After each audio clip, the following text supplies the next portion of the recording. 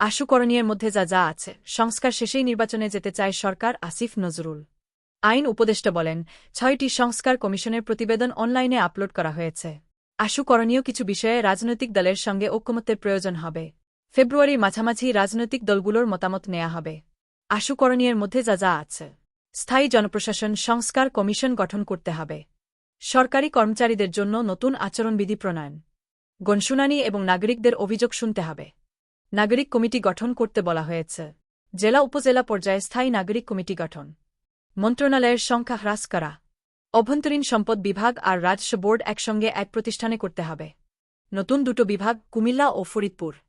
জেলা প্রশাসককে জেলা কমিশনার হিসেবে অভিহিত করা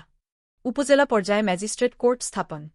সাব রেজিস্ট্রি অফিস সম্পূর্ণ ডিজিটাল করা পাবলিক সার্ভিস কমিশন পুনর্গঠন জুডিশিয়াল সার্ভিস সদস্যদের জন্য আচরণবিধি নির্ধারণ ফৌজদারি মামলা তদন্তে আলাদা ফৌজদারি সার্ভিস বাণিজ্যিক আদালত গঠন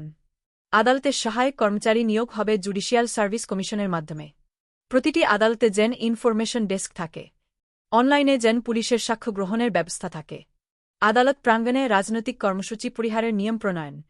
বিদ্যমান মামলা জট হ্রাসকল্পে অবসরপ্রাপ্ত জেলা জজদের চুক্তিভিত্তিক নিয়োগ আইনজীবীদের ফি নির্ধারণ লিখিত চুক্তি ও রসিদ প্রদান বাধ্যতামূলক করা যারা তদন্ত করবে তাদের আলাদা ইউনিট থাকবে পুলিশদের মানবাধিকার ট্রেনিং আচরণবিধি প্রণয়ন পুলিশের বিরুদ্ধে অভিযোগ এলে হিউম্যান রাইটস কমিশন তদন্ত করবে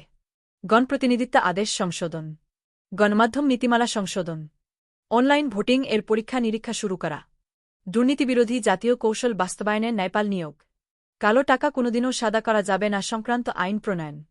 রাজনৈতিক ও নির্বাচনী আইনে সৎস্তায় শুদ্ধাচার চর্চা বেসরকারি পর্যায়ের ঘুষ লেনদেনকে শাস্তির আওতায় আনা